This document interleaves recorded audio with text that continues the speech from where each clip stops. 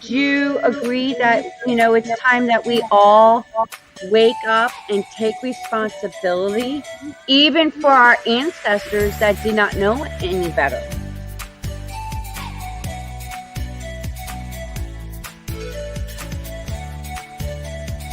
Been waiting patiently to have this kind of conversation.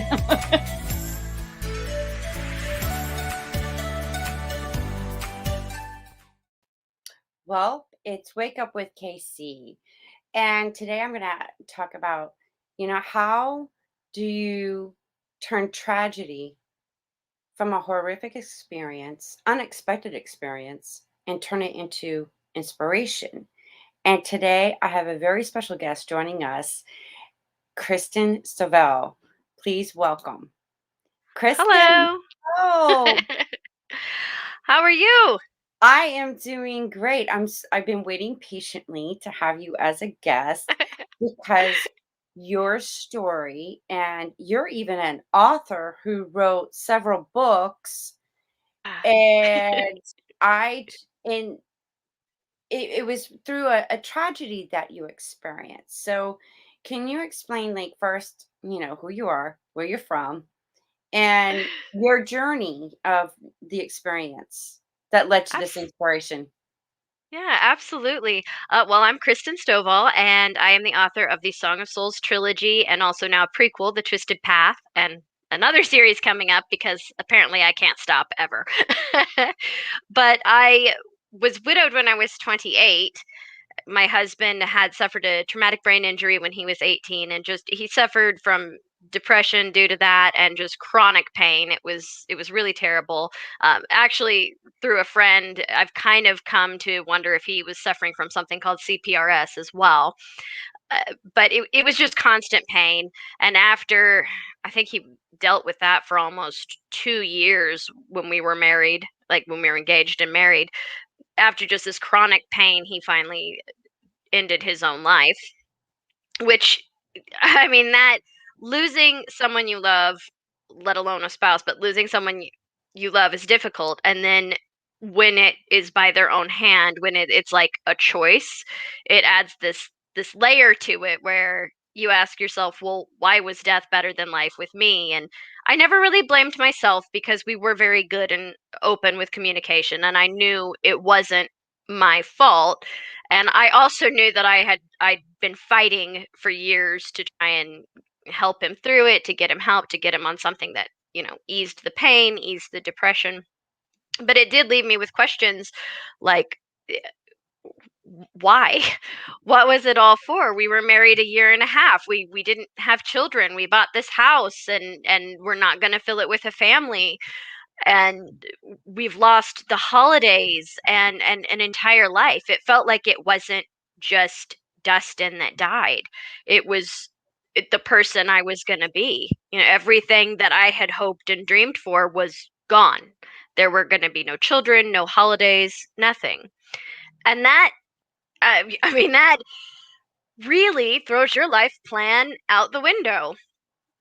I did not know what to do with myself. I couldn't understand why I had been given this amazing love, this person that I adored, and he was incredible. He was just an inspiring and wonderful person.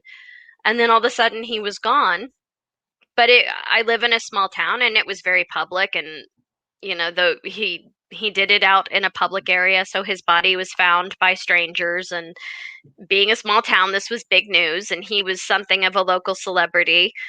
So it was also a fairly public grieving process, and I dealt with people walking down the street, and I was sitting on the porch, and I would hear them talking, oh, is that the house where they found, where that guy lived? And I'm sitting right there, and I'm like, nice, yeah, classy.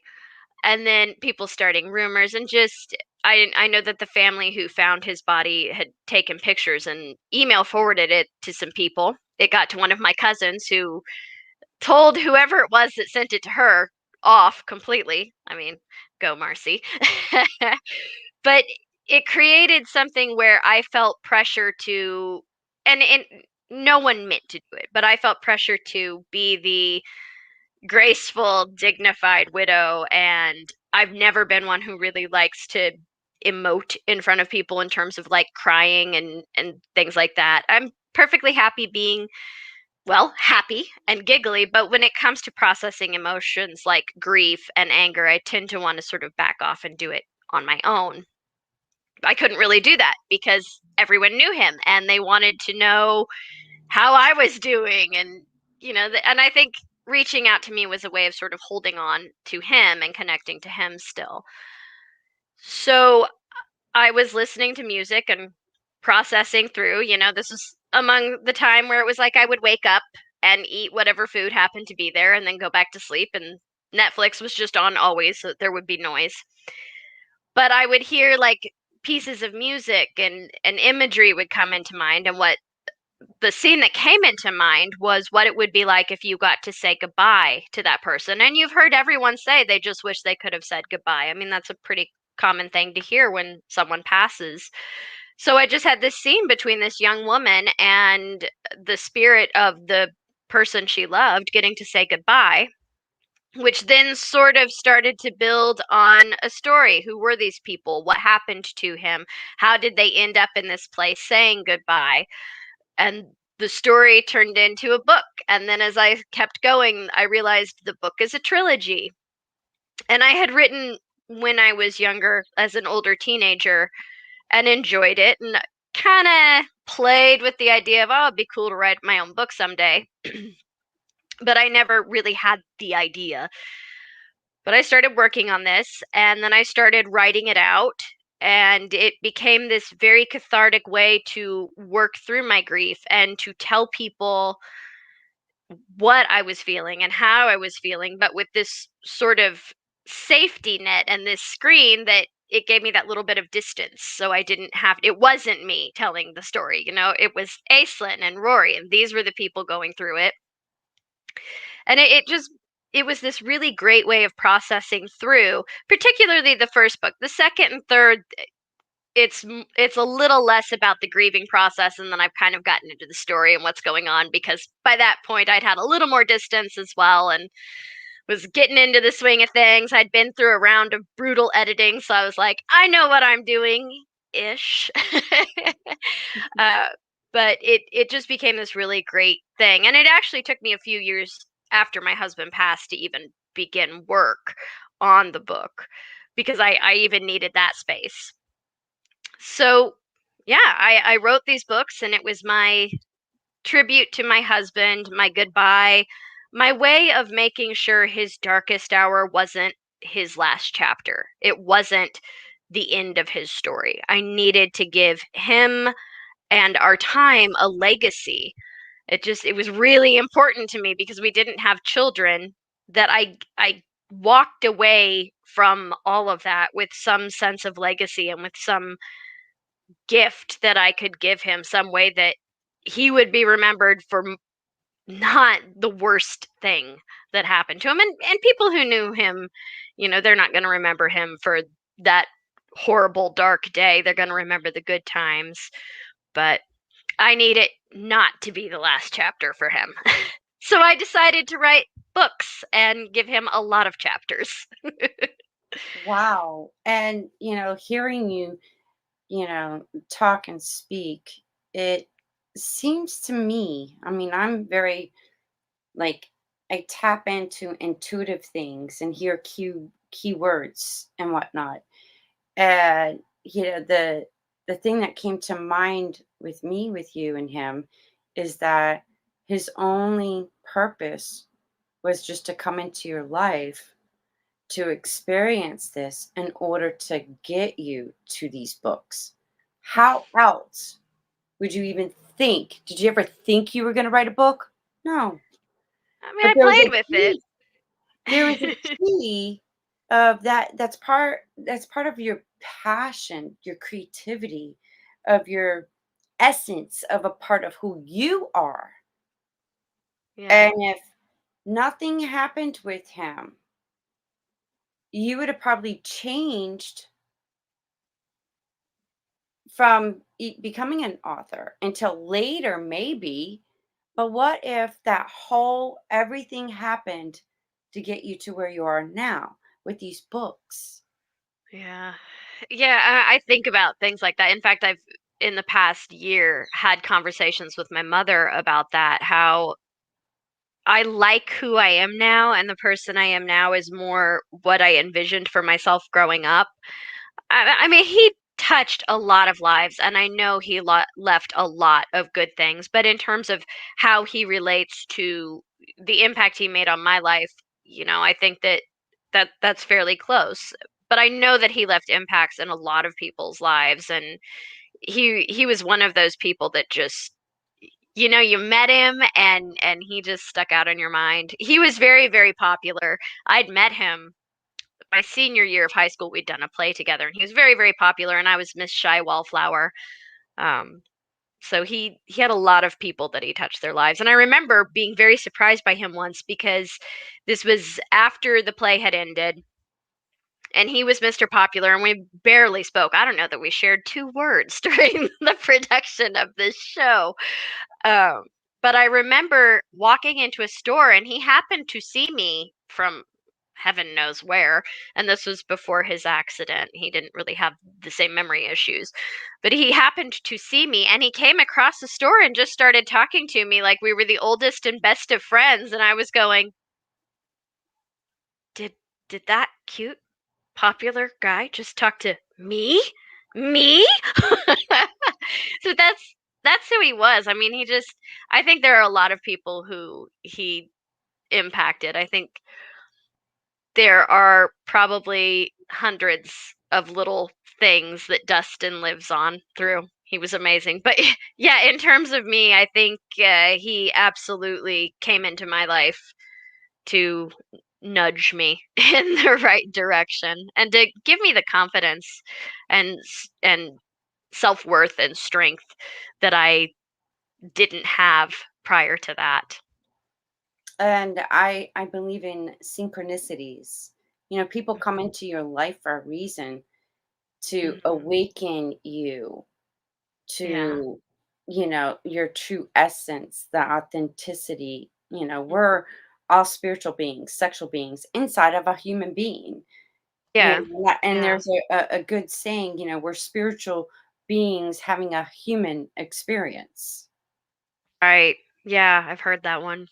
And, and it's amazing, how little things like this are really blessings in disguise. We're just being human, we're emotional beings, especially women. you know? Yeah. And it's like fascinating to me that you took, and created something from your tragedy. Yeah. Yeah. My mom, I call them my book babies because, I mean, they are my babies. I don't have any children, so I can't say that it's the same thing. But I did run into a house that I thought was on fire to grab my computer because of the manuscripts and every copy of the books I had because they were my book babies and I could not let them burn in the fire. In retrospect, I'm a little bit like, okay, maybe I should have been a little more concerned with my own self, but it's okay. We all made it. The house wasn't on fire, it was just very smoky. Oh, wow. And my mom calls them her grand books. Oh my goodness. So, now that you're doing this with these books and writing more books, do you feel like creating a new chapter in your life of finding love again and maybe having children? Um, I have come to a point where I really am starting to think I don't want to be single the rest of my life, but I'm also okay with it if I am. It would just be lovely to spend some time, have someone to spend my later years with. Um, in terms of kids, I'm pretty good where I am without children. But growing up, I said I didn't want kids, and then when my sister had hers and I met Dustin, I wanted them. So I don't discount it. I am kind of starting to get to the age where, it may not be a biologically possible thing, but Right now, I don't want children. I don't discount that my mind could change again. I never lock, whenever anybody says they do or don't, I'm like, and that's great, but if you change your mind, that's also fine. You don't have to be locked into a decision you make today, you know? Yeah, I think that, because I do, with my show, I always talk about limited beliefs, mental programmings, and even emotional energetic traumas. And I think for the longest time, people were taught to believe that, go to school, get good grades, get a good job. Then, you got to get married and have kids, because that Yeah. was, if you look back in history, there's a lot of similarities of how that was the way. Right, right. And now Yeah. things have evolved and changed so much. You don't have to get married if you don't want to. You don't Right. have to have kids if you don't want to. You You don't know? have to have the traditional 9 to 5. You can just go for what you want to do. Yeah, what you love to do. And if you love to do something but you don't have the skills, then go get the skills, master the skills so you could do what you want to do. You And if you know. start doing it and you don't love it, then it's okay to change your mind and do something else. I think we kind of get locked in this headspace where it's like we decide we have to make this life plan for ourselves and then stick with it. And if we change our minds, we're somehow fickle or we've failed. And I really think a lot of times when we change our minds, it's just that we've grown. We've grown and we've learned, well, maybe this isn't what I'm passionate about. Maybe this isn't what I'm meant to be doing. I don't feel like I'm in the right place. And then there are some people who never really find the feeling that they're in the right place. And that's got to be really, really hard. I'm in a place where I'm like, this is what I was meant to do. And it's amazing. I feel great. I feel like myself for the first time in my life. Like I'm really myself. And you know what? It's funny because I grew up in the 80s and everyone was like, either going to, the military or, become a lawyer or become a nurse or, in those fields. And I didn't know what I wanted to do at, 18. Who does really? Yeah. Like You we might know? think we know, but I But don't then think they most of us do. following what their parents tell them to do. Mm, And then a lot of them are miserable. They don't feel yeah. fulfilled. They hate their jobs. And they don't Right. understand, like, well, that's a belief. You're living somebody else's life based on the belief system and the program. Granted, they might have had good intentions because they want you to have a better life than what they did growing up, but it doesn't necessarily mean that that's for you. Right. Doesn't mean that that shoe fit.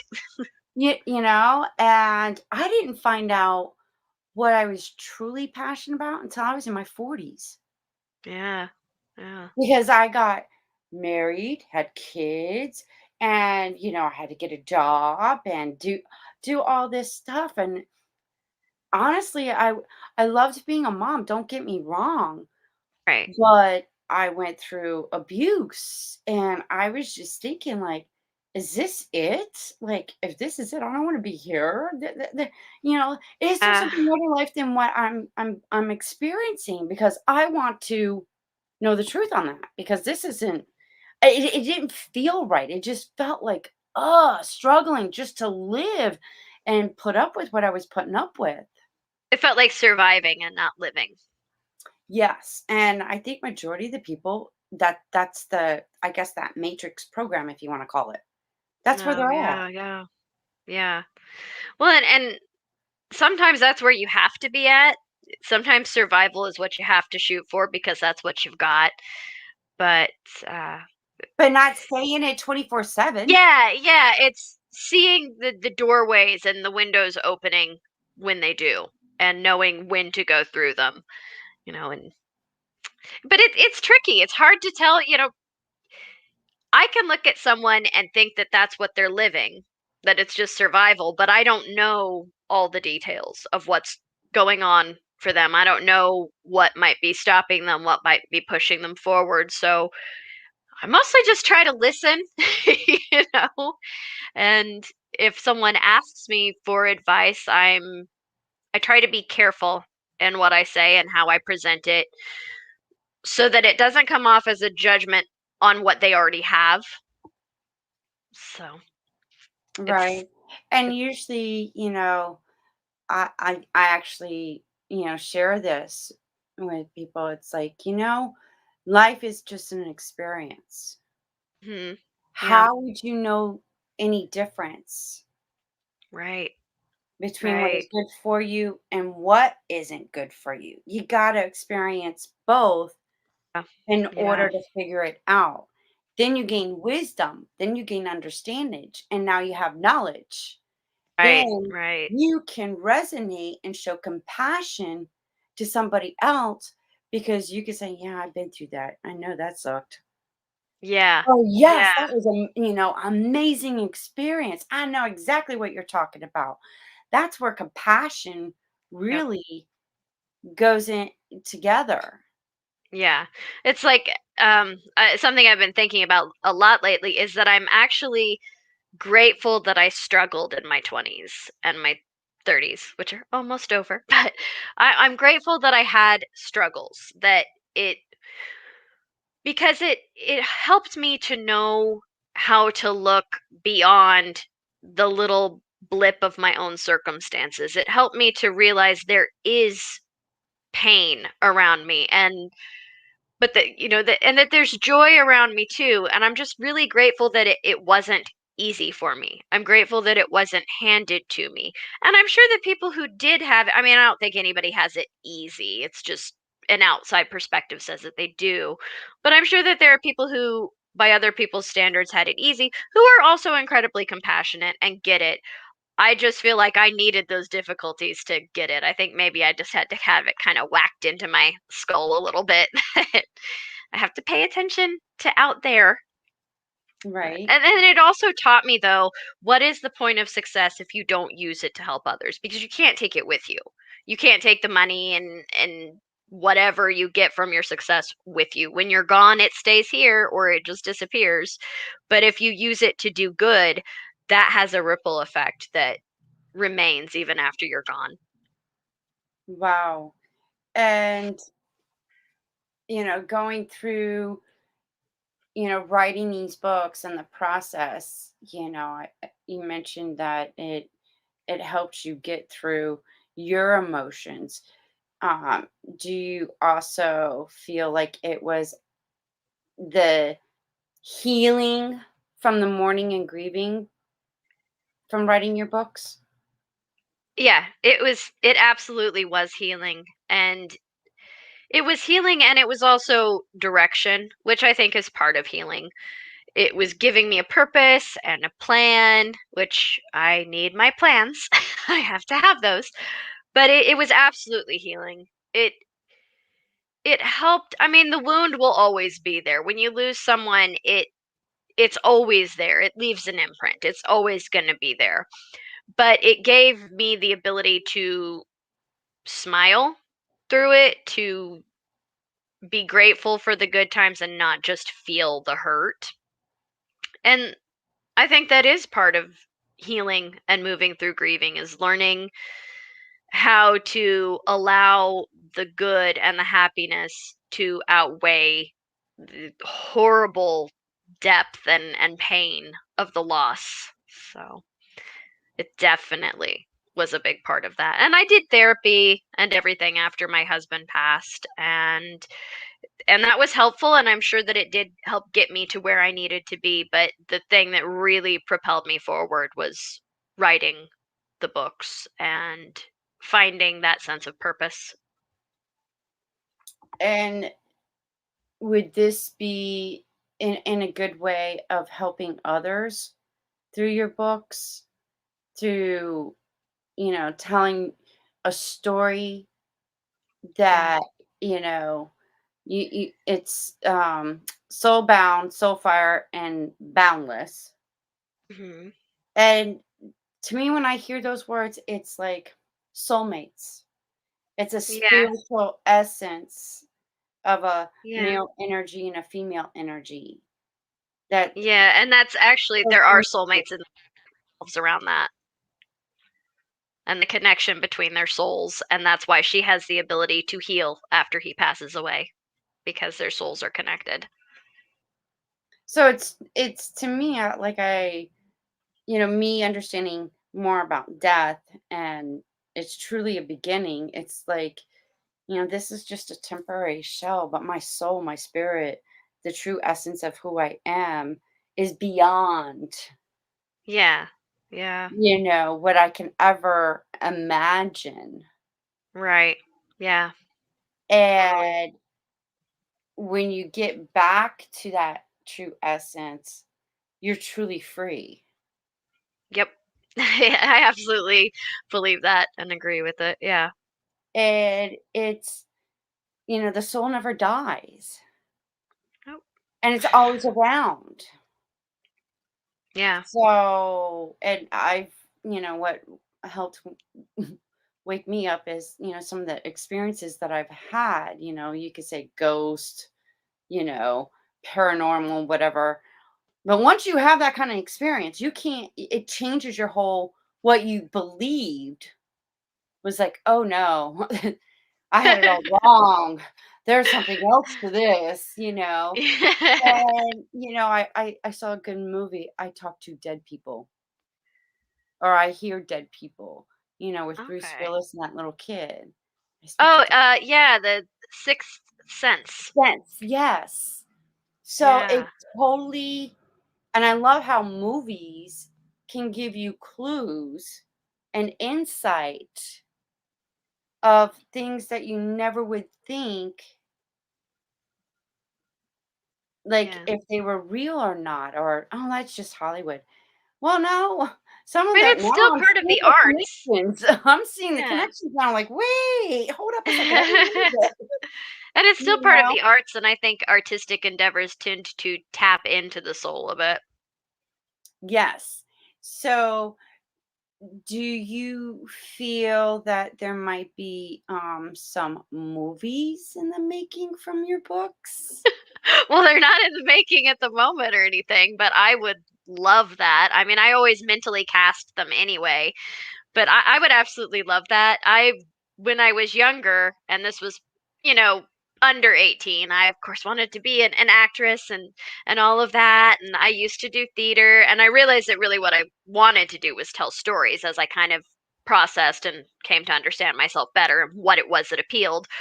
But so there's still that love of the cinema and the visual art of storytelling, and I would adore seeing these books made into movies. I love Lord of the Rings, so Peter Jackson, if by any chance you ever see any of these podcasts, give me a call.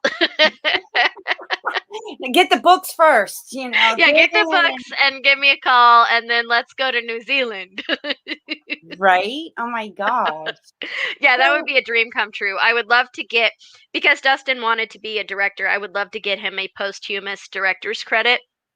That's kind of one of my little goals in the back of my mind, is if I can get these made into movies, then I could make that dream real for him. Like he could have that, even though it's posthumous and he didn't actually direct, if I could just get him that, that would be incredible.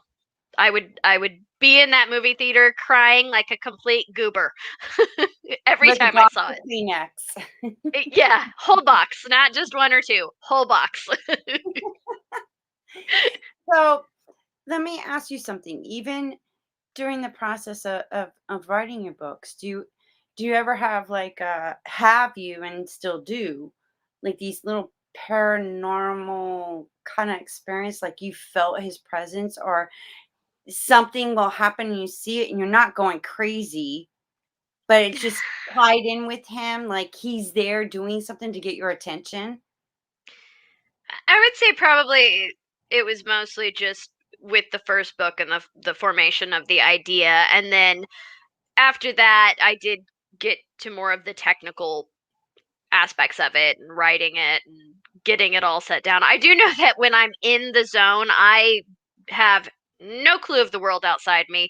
I remember there was one afternoon my mother had come for lunch, and my mother lives with me because shortly after my husband passed away a few years later, my father did as well. And I was like, Mom, you're living in a farmhouse, it's falling apart. I have a house that I wanted to fill with family. Guess what? Your family. Come live with me. So she was working and came home at lunchtime, and I was working, typing away. And then she left. And I swear, a half an hour later, she came back, but apparently it was hours later, and it was time for her to be done for the day. So I lose all track of time. So I'm not always necessarily aware of anything outside of what I'm writing because I'm in it. And then I hear my characters. I know what their voices sound like. I know how they would say something, what the inflection is. So I don't know, maybe sometimes that kind of blocks out any kind of extrasensory perception as well.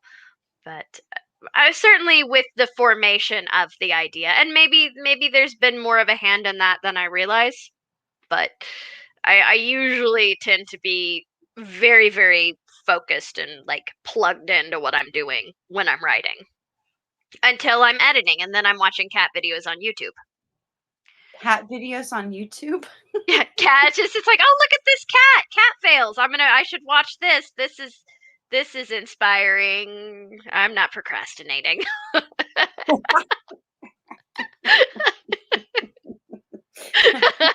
It's like, look, squirrel. Exactly. Anything to not be editing.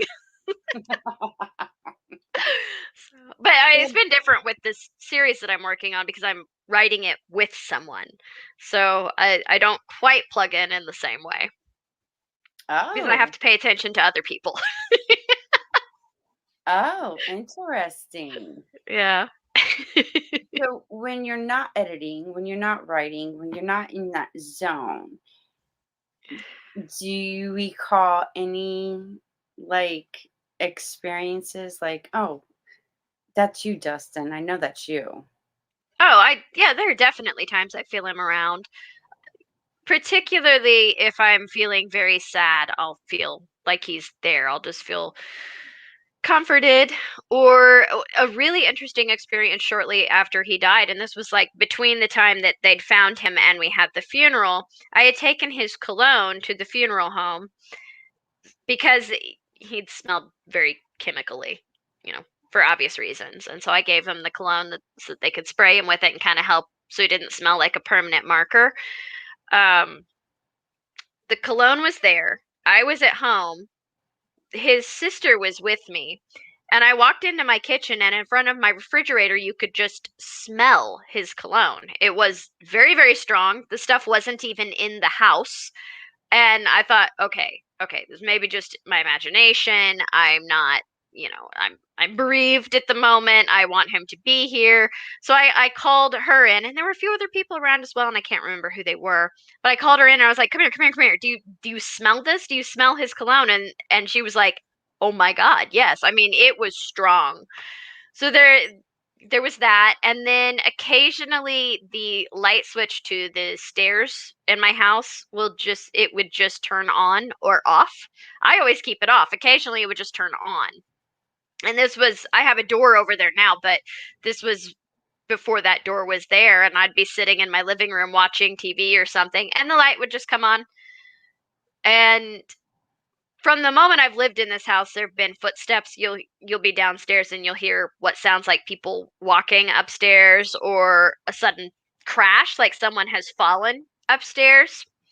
And those weirdly the crashes stopped after he died, but I still hear the footsteps every once in a while. My mother has heard them as well. I've had a few people who have, like, somebody came over to visit and they heard them, and it really freaked them out. And I was like, well, I mean, nothing bad's ever happened to me physically here. I think we're good. Now, did you have these kind of experiences when Dustin was alive in the house? Or was this? Yeah, the crashes happened when he was alive. They stopped after he passed away. But we both had heard people like walking around upstairs. And this is apparently one of the older houses in the town that I live in. So, Well, then, did you ever have like somebody come to the house and talk to the ghost for you of who it is? Did you find out the history of your house? Who was there prior? Um, I just know a little bit of history of the house, but it's really just sort of like the when it was built. But I've never had anybody come over. I just, it doesn't bother me. I'm a very private person, so I'm not gonna be nosy with them. They can have their privacy too. They behave Coexist themselves, so together. I figure, as long as we're all behaving ourselves, let's we're good. We're good. Nobody's freaking out. Nobody's doing anything ornery. We're good.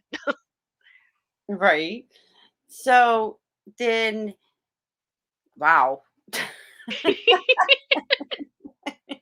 It's a very live and let after live. I don't know.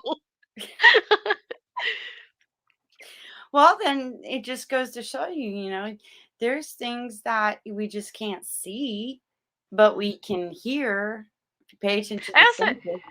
Yeah, I like the theory that all points in time and space exist at the same time as well. So Mhm. sometimes I wonder, is it a ghost, or is it just like the thin veil between the everything happening at once? Is it just like that thin veil sort of separating just enough so that they're kind of connecting a little bit? I think that's a very interesting theory and idea. Well, and also, I mean, because I've studied and researched, and I become a history geek, and then I also study about the paranormal and the ghosts and things like that. And I was like, okay, if they're on the other side, because I feel them, Right. you know, and I was like, so what does it look like to them? Is everything still like in their mind or the same?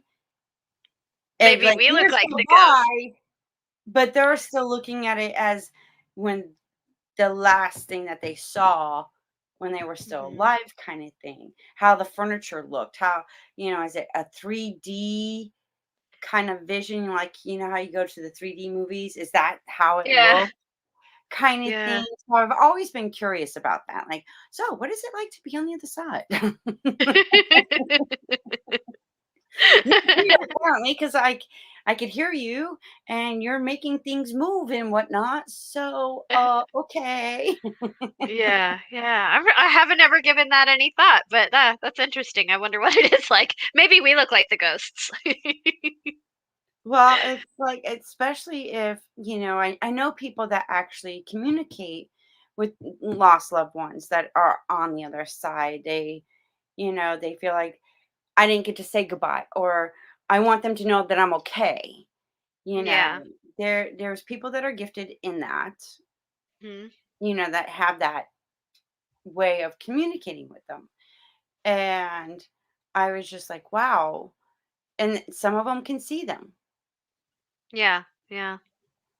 and then I had somebody, because my father died unexpectedly.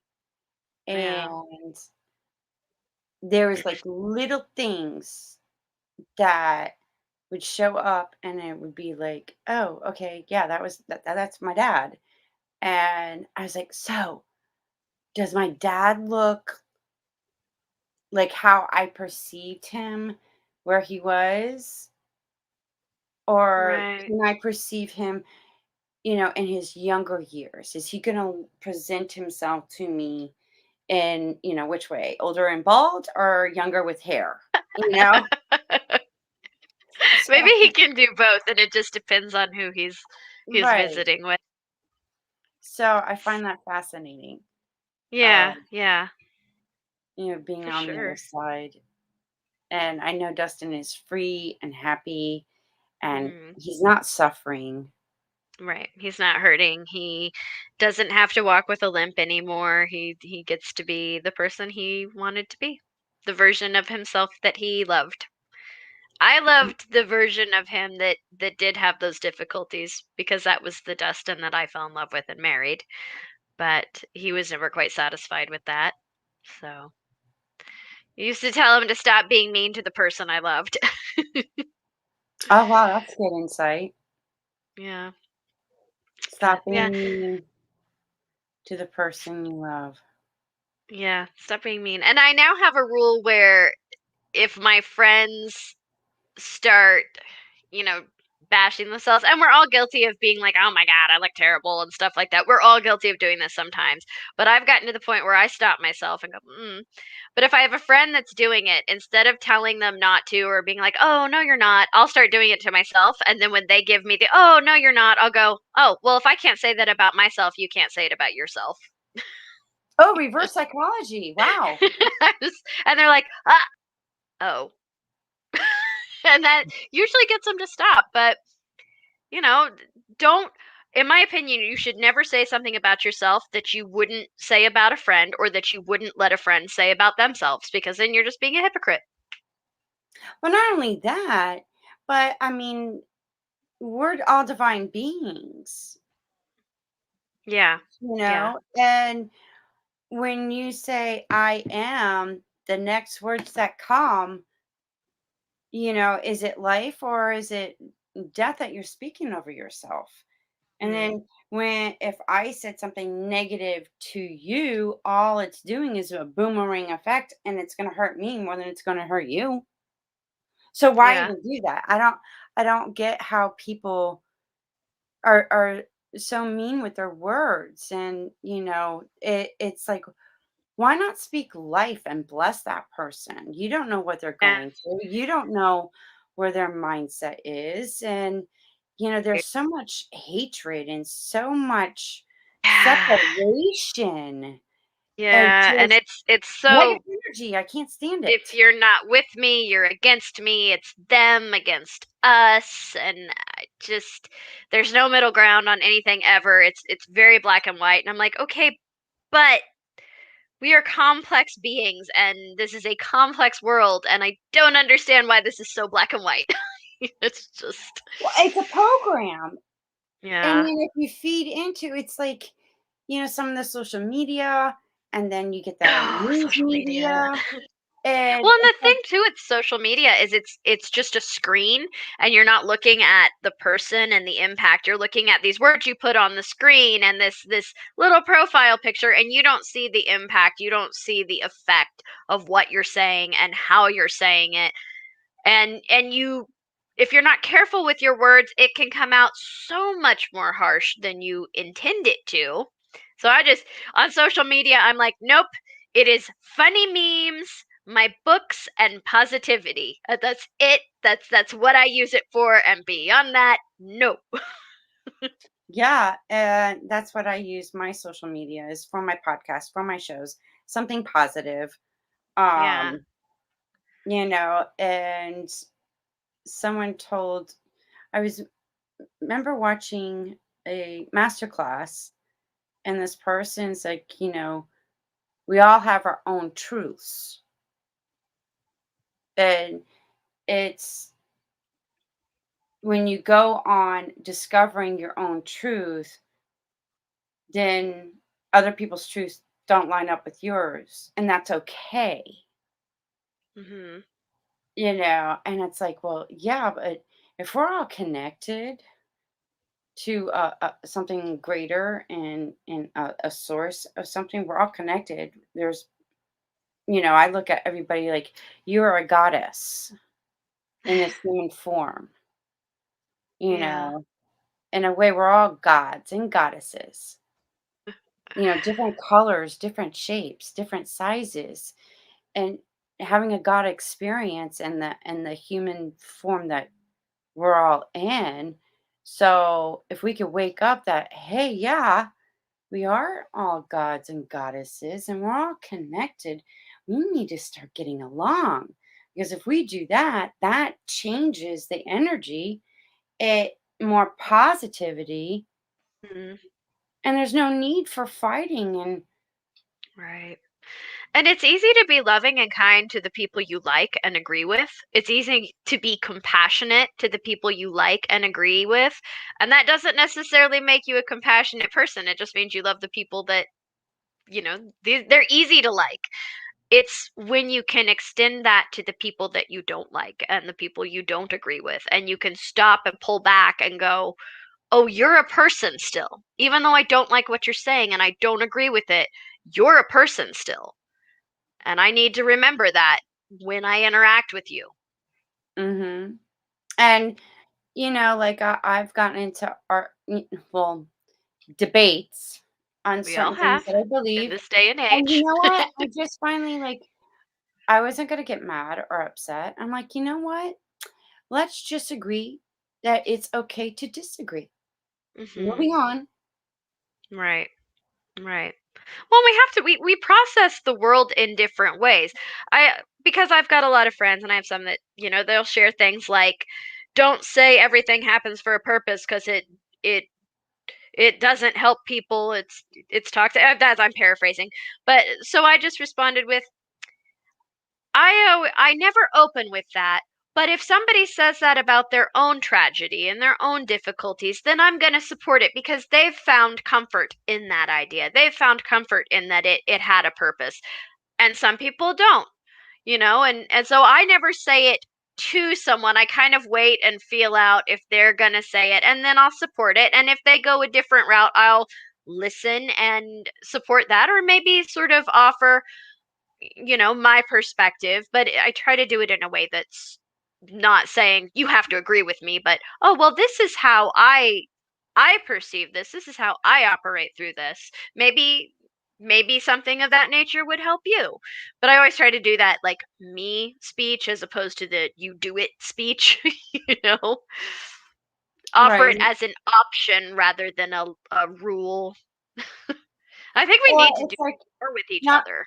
right. And then sometimes, like, being a coach, it's like, oh, well, what about this?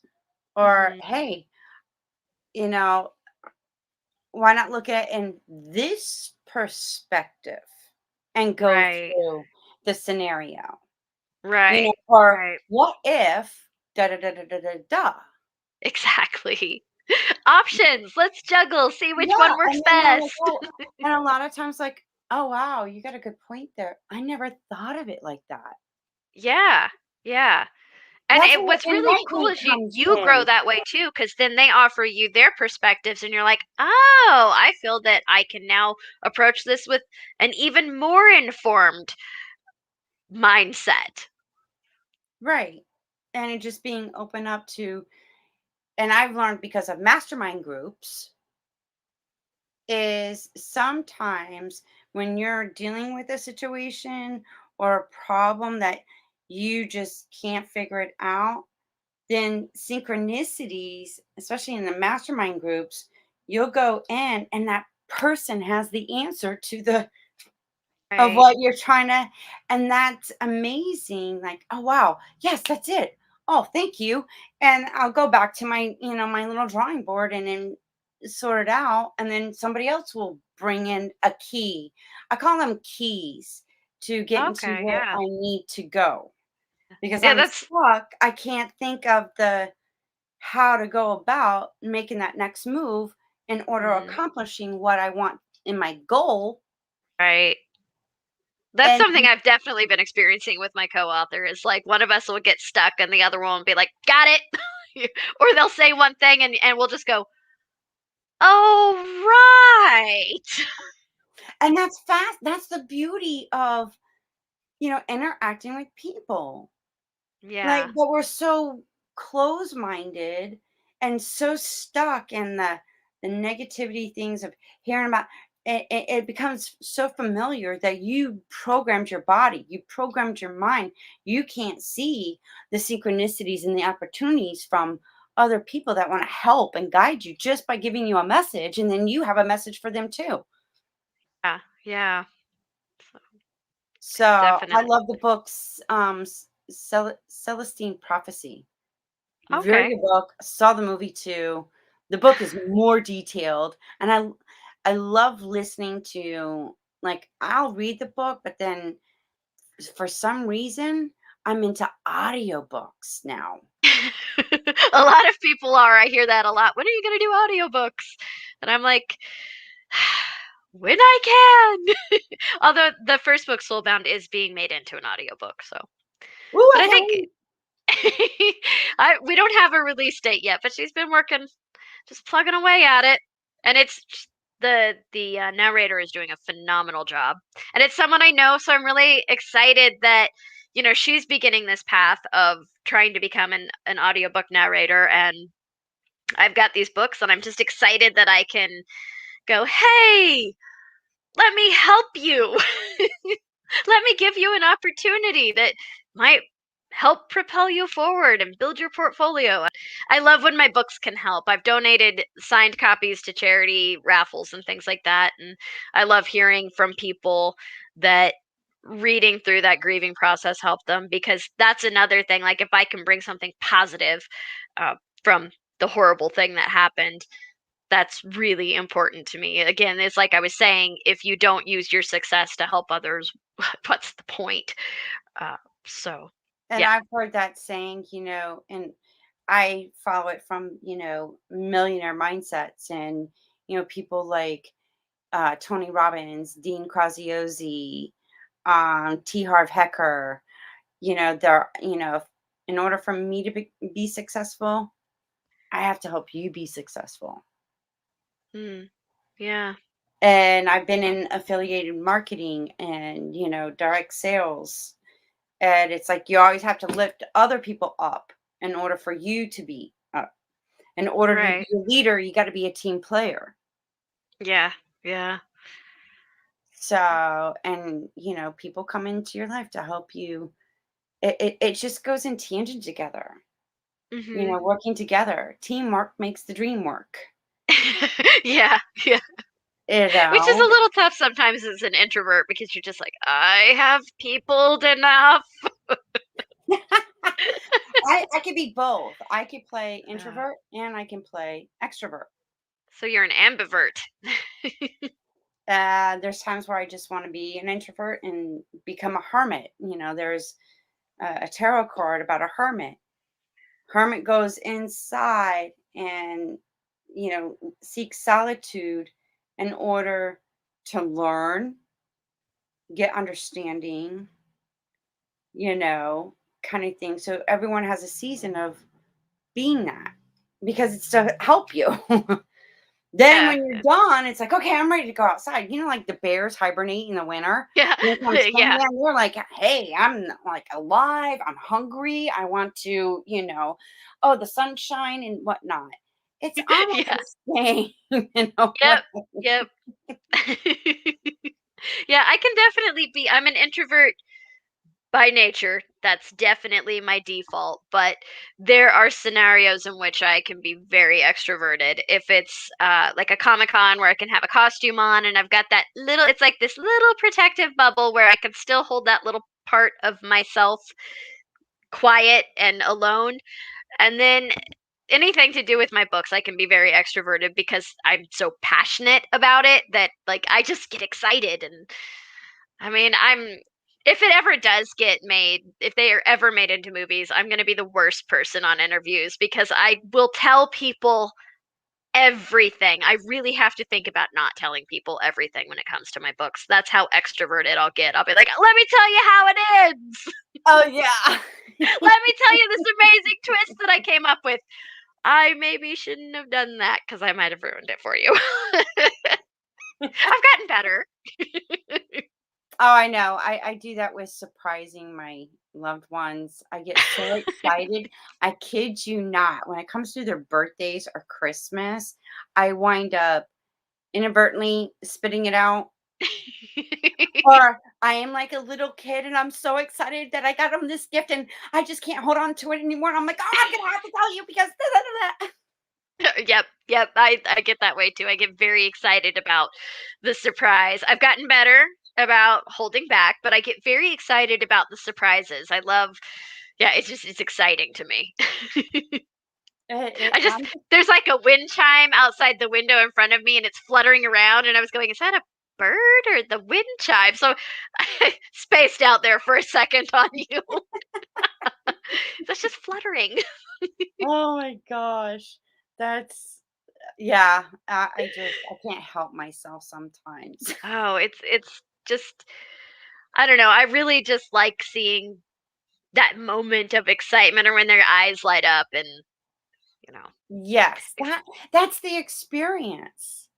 mm. But it's like the inner child in me is too obnoxious and excited that wants to going ahead and just give it to you.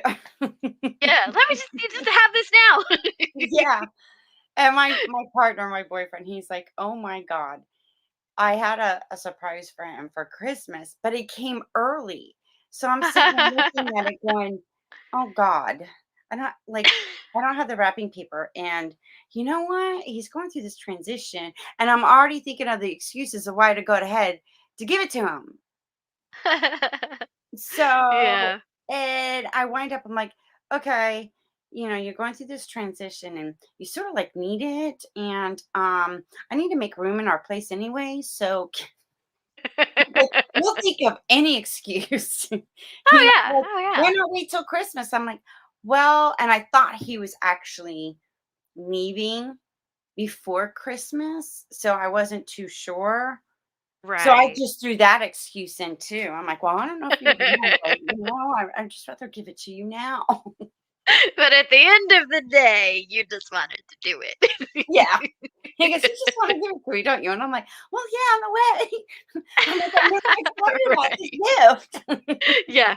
Yeah. No. I'm that is a thing I know well. I've gotten better. Usually what will pull me back is I'll go, but if I give it to them now on that special day, they won't have anything. you know. Oh my gosh. It's just a riot. My kids think I'm a riot. I've been doing better with the kids than I with my own partner, though. So, I find that, like, "Hey, I'm a work in progress. I just need to." Well, the dynamics of a parent-child relationship are different than the dynamics of a partnership as well. So, Yeah, that you got a point there. I didn't think of it that way. But I yeah. know I have all your books and everything, your website, Thank your you. social Yeah. media stuff is listed in the show notes in the description. So if And I sent you the anyone, cover of the newest one, which you're the first podcast that's gotten that cover. oh really? Yeah. Yeah. The other ones I had already sent the information to and everything was, you know, done. Really, and like I got the cover like right before I did the interview and just didn't think of it, but I was like, oh, I have a new shiny. The Let new, me send her the new shiny. well, I put the three visuals of the books for the thumbnail. Awesome. So Cool, so cool. that way won't because we've been talking about these books. So they got a Yeah. visual of, oh, those are the books she's oh wow, that looks interesting. So it piques their interest. And I encourage Yeah. Hopefully. anybody that has, dealing with a loss or a grief, especially in Right. what's going on around the world and whatnot, let Yeah. this be a tool to help you in your grieving and mourning. Let it inspire you to think of it and go through a different experience of it in order for the healing to begin. Don't And stay, the do not trilogy stay definitely stuck deals with in your that more. mourning and grieving. Because I think I know a few people that are still stuck in that. Mm, They just it's it has consumed them to that's it's sad yeah. and it's It's like, a well, long, difficult process, and there's no handbook for it, and everybody goes through the different periods at a different pace. It's just, it's hard. But the trilogy definitely deals with that more.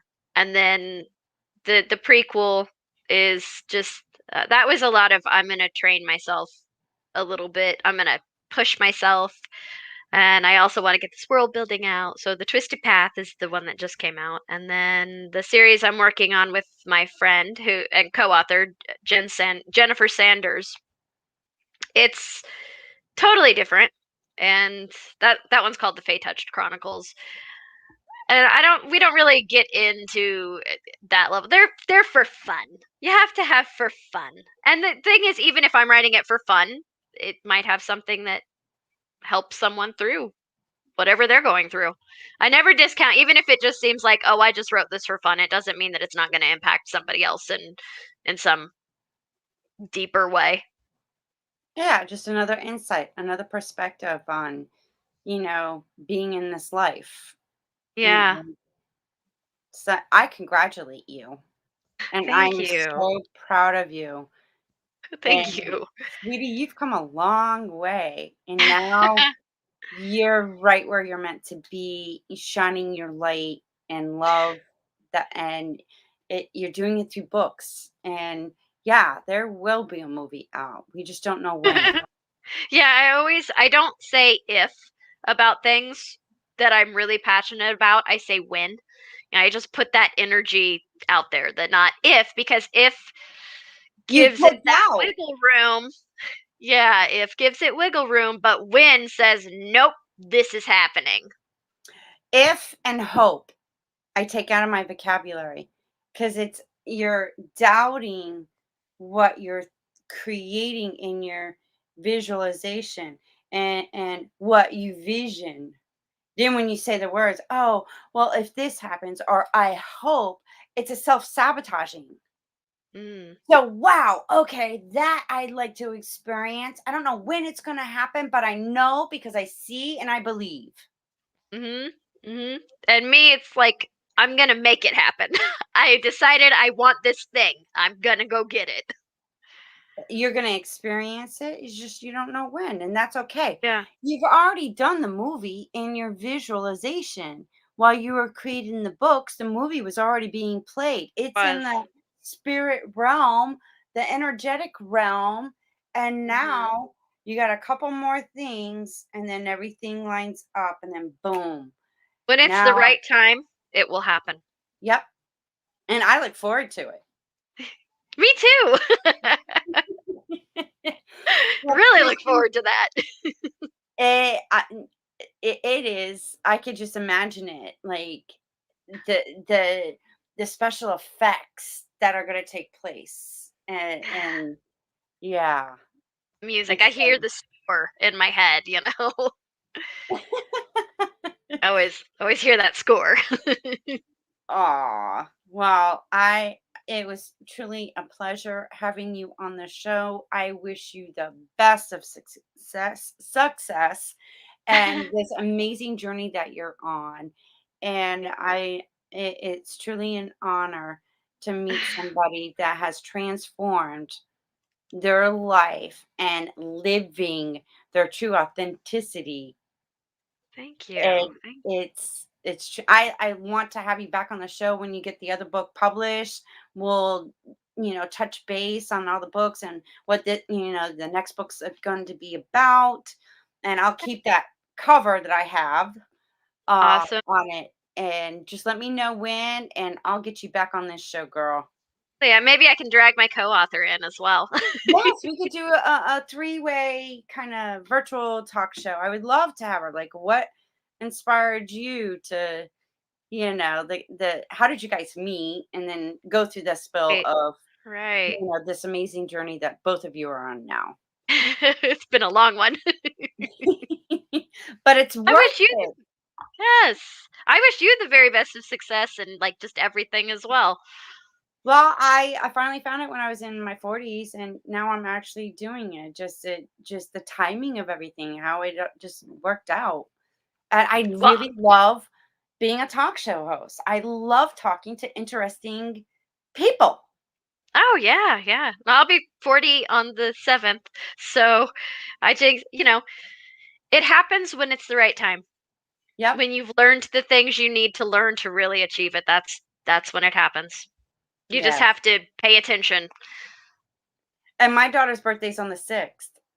Oh, yay! I'm actually going to be visiting my brother. We both have birthdays in January, so I'm going to go down and visit him. I'll be in Florida for some Where of are that. you in Florida? I'm in Florida. I'm going to go. My brother and I both have January birthdays, so I'm flying down on the 6th, and then on the 10th, we're going to Disney World. Oh my gosh. Have fun. I'm going to Universal Oh, fun, for fun. her Are you in that birthday. area? Yeah, I live in West Palm Beach area. Oh, cool. Yeah, so we're gonna go down. We're gonna drive down from Mobile, Alabama on the 10th, and then head home on the 15th. And this will actually be my second Disney World trip. I got to go for the very first time in September with my co-author actually, and her daughter was with us as well, and they just made it really, really special. It was an amazing trip. I love having experience. I look forward to having this experience with both of my daughters because I've always wanted to take my youngest. She's into that Hogwarts thing and Oh whatnot. yeah, yeah, the So, Harry Potter stuff. and now I kept saying, we're gonna go. I just couldn't tell you when. And now it's happening. I'm like, oh, we're finally doing it. We're going to Universal. I'm gonna get my own wand and I want to go on that ride. That was me with Disney World. I was like, I'm gonna meet Cinderella because I've always loved Cinderella, and then the live action movie had this amazing message, which was um, have courage and be kind, which I love. I love that. It also had Richard Madden in it, which I also love. But I also loved that aspect on a more superficial level. But it was the have courage and be kind, and that's what I try to live my life with. That kind of I try to make that my motto. and I always loved Disney World, but I was very disappointed when the last time I went there. I loved the 10,000 Leagues Under the Sea, where you're in that Oh. submarine and it was like you see zoo. I loved that. Oh. And when I went back, they changed everything around. I'm like, why did you change that? Like, why couldn't you just keep that? Hello. Well, I went September was my first time, so I kind of had no This is back when the I was a only kid. thing Me I and my had in my brother. mind was it will be magical, and it was. I love the Haunted Mansion, the Pirates of the Caribbean. That one I got Um, drenched. oh my gosh. And then the Thunder Mountain, Space Mountain, and That was Splash my Mountain. favorite. Big What, Space Thunder or Mountain? Space Mountain was my favorite roller coaster. I loved it because it's all dark and you're just like, you don't know where you're going. Yeah, you're just going very fast. And it is always a magical thing. So but I don't have to be there every month. I don't have to be there every weekend. There's some people that are just so, and I'm like, wow, interesting. I mean, if that's what makes them happy, you know, I maybe they just just can need only to take be a so kid much every waiting in weekend. line for 45 minutes. Like, I lucked out. We didn't actually have to do that even once. We did not have to. I think the longest we were in line was 20 minutes. It was crazy. I wow. picked the right days. And then you got the Epic, and then you have what? The Blizzard Island. I mean, they I expanded it so much that now they got like the island beach blizzard where Yeah, we didn't waterfall. do any of that stuff. I don't like public pools. I'm like, I don't know the people that have been in it. Like, I'm A water theme slightly park. That's what I OCD, want and to it's say. enough to drive me insane. Ugh. So it is truly a magical place, Yeah.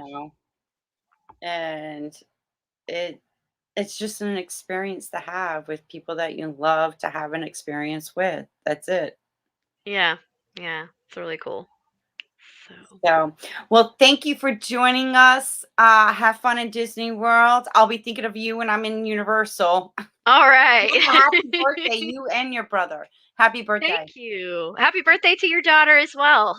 Yes, she's 22. Ah, it's a good age. Oh, yeah, All right. definitely. Thank you again, Kristen. It was a pleasure. Thank you. Well, there you go. What an inspiration interview. And you know what? I encourage you, go check out her books. soulbound, soulfire, and boundless, and be inspired. You can transform your life too and heal as well. So, like I say, you never know who I'm going to get on this show. So stay tuned.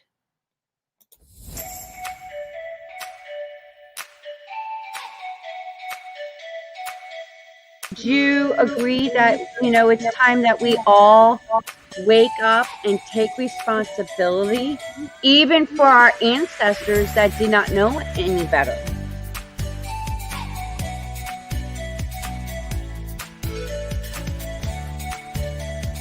Been waiting patiently to have this kind of conversation.